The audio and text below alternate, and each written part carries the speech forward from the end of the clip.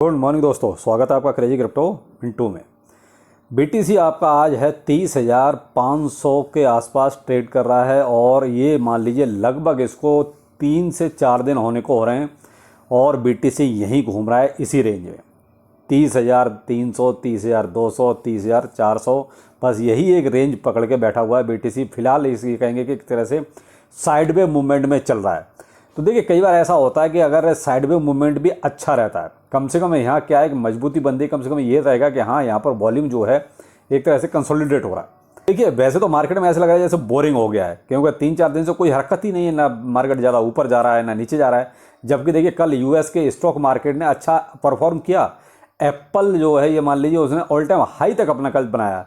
तो कहते हैं स्टॉक मार्केट तो अच्छा परफॉर्म कर रहे हैं, लेकिन BTC या अपना क्रिप्टो मार्केट जो है थोड़ा सा भी किसी और चीज़ का वेट कर रहा है, जैसे कोई बड़ी चीज़ आने वाली हो या कोई जैसे बड़ा तूफान आने वाला हो, कुछ ऐसा।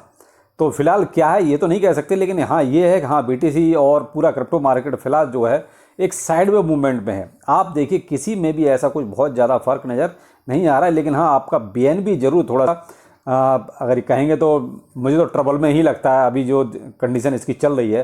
देखिए, अभी BNB 235 पर है और कल मैंने आपको शाम को बताया ही था कि देखिए जापान से बाइनेंस और OKX दोनों ही वहाँ से निकल रहे हैं। तो देखिए, जब वहाँ से अपना कारोबार ख़त्म करेंगे तो कहीं ना कहीं वॉल्यूम तो देखिए बाइनेंस का कम होगा, क्योंकि भाई एक एक्सचेंज एक देश से निकल रहा है। अब निकल भी क्यों रहा है? क्योंकि भाई रूल्स एंड रेगुलेशंस, जबकि कायदे से देखिए हर देश के रूल्स एंड रेगुलेशंस हैं, तो जो भी क्रिप्टो एक्सचेंज है तो उसको वो मानने तो पड़ेंगे। इस तरीके से अगर आप रूल्स एंड रेगुलेशन नहीं मानेंगे तो भाई ऐसे कितने देशों को आप छोड़ोगे? अभी पीछे रिसेंटली आपने देखा है, मैंने कितने ही आपको देश ऐसे बताए जहां या तो बाइनेंस को बैन कर दिया गया या बाइनेंस को वहां अपनी सर्विस देने से मना कर दिया गया। तो वही चीज़ है, यहाँ जो जापान की बात थी वो यही थी कि भाई देखिए आप अपने रूल्स एंड रेगुलेशंस को जापान के हिसाब से मानिए। तो वो शायद ये दोनों नहीं मान रहे, इसलिए वहाँ से निकल रहे हैं। लेकिन बाकी देखिए, BTC आपका साइड वे है, तो और जो आपके आल्ट कॉइन है ये थोड़ा सा अपना साइड वे मूवमेंट में हो गए हैं। और शिबा इनू देखिए भाई, शिबा इनू प्रेमियों के लिए बताऊंगा, शिबा इनू जो है आपका फिर से 19वीं सीरीज पे पहुंच गया है और इसका देखा जाए तो मार्केट कैप भी गिर रहा है। मार्केट कैप आपका 4.4 बिलियन का हो गया है और आपका फिर दोबारा से 7 की सीरीज में पहुंच गया, यानी कि 5x075 की सीरीज में फिलहाल शिबा इनू चल रहा है।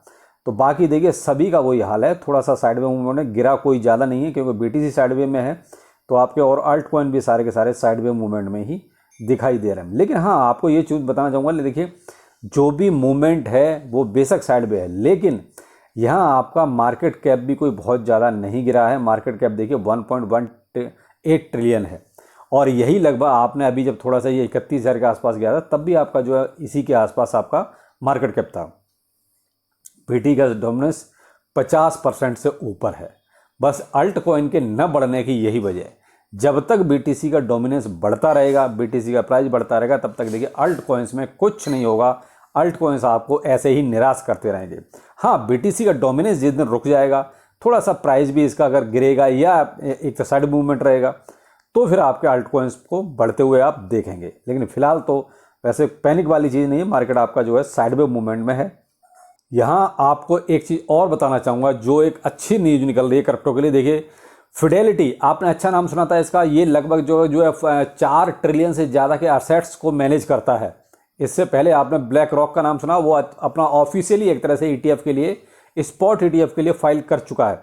लेकिन अब देखिए, फिडेलिटी का नाम जरूर आ रहा था, लेकिन फिडेलिटी का नाम आ रहा था ग्रे स्केल को बाय करने के लिए, लेकिन ऑफिशियली अब ये भी स्पॉट ETF के लिए फाइल करने जा रहे हैं, यानी कि ये भी अपनी अर्जी लगाने जा रहे हैं। तो फिडेलिटी भी एक तरह से देखा जाए तो ये भी बिटकॉइन ETF के लिए एग्री है और ये जो है एक तरह से ये भी इस बिजनेस में आना चाहता है। तो ये बहुत बड़ी न्यूज़ होगी एक तरह से बिटकॉइन के लिए। कैसे आप देखिए, धीरे धीरे ये बड़ी बड़ी कंपनियां लाइन लगा के एक तरह से बिटकॉइन के ETF के लिए आ रही हैं। Bitcoin other top 10 crypto rise, Fidelity said to plan spot Bitcoin ETF application in US, यानी कि और टॉप 10 जो अपने क्रिप्टोज हैं वो भी अच्छे खासे राइज करेंगे, जैसे ही इनका ये अगर अप्रूवल मिलता है इनको। तो अब मेन बात वही है कि देखिए, पहले इनको अप्रूवल मिलना चाहिए। अभी तो ब्लैक रॉक ही ऑलरेडी लाइन में पहले सबसे ऊपर वही है, अगर उसको मिलेगा तो देखिए फिर तो सबको मिलेगा। स्पॉट में अभी तक किसी को भी नहीं मिला है। फ्यूचर में ज़रूर 2 कंपनियों का नाम मैं आपको बता चुका हूँ जिनको बाकायदा अप्रूवल मिल चुका है।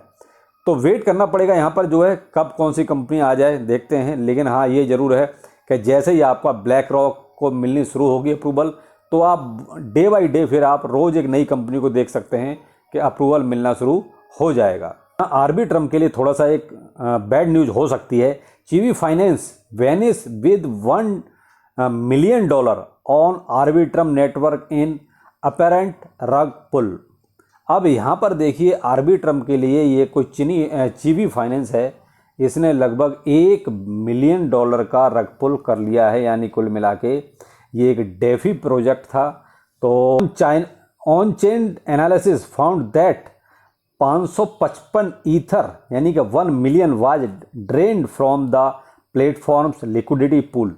यानी अब इनका जो लिक्विडिटी पूल था उसमें से इन्होंने कुछ ये रग पुल किया है। तो यहाँ में भी थोड़ा सा ये आपका इसके लिए आर्बिट्रम के लिए थोड़ा सा प्रॉब्लम हो सकती है कि भाई देखिए आजकल जितने भी ये स्टेकिंग प्लेटफॉर्म हैं इन पे भी बड़ा कहते धोखेबाजी हो रही है। अब ये इन्होंने खुद ही कर लिया, ये तो यही कह रहे हैं। और अब हकीकत क्या है ये तो देखिए एक तरह से हैक हुआ है, लेकिन जो बात निकल रही है वो यही निकल रही है कि इन्होंने खुद ने ही ये रग पुल किया है। तो भाई स्टेकिंग पर मैं तो यही कहूँगा, भाई स्टेकिंग पर थोड़ा सा सोच समझ के लगाइए, जहाँ भी लगा भी है आप थोड़ा सा अलर्ट रहिए। आर्बिट्रम में क्या किसी भी टोकन में कभी भी ऐसा इस टाइप का कुछ भी हो सकता है। बाकी मार्केट ज़रूर आपका थोड़ा सा बोरिंग है यही कह सकते हैं, और बाकी 3-4 दिन से कुछ भी नहीं हो रहा है। और मुझे लगता है कि अभी 2-4 दिन अब कुछ होगा भी नहीं, क्योंकि देखिए आगे ईद का फेस्टिवल है, दूसरा मंथली क्लोजिंग है। तो इसलिए थोड़ा सा अब आपको जो है 2-3 दिन आप ऐसे ही मूवमेंट आपको नज़र आएगा, एक तरह से बोरिंग बोरिंग और बोरिंग। खैर जो भी होगा, जो भी पॉजिटिव न्यूज़ निकलेगी आप तक ज़रूर पहुँचेगी। चलिए फिर मिलते हैं, नमस्कार।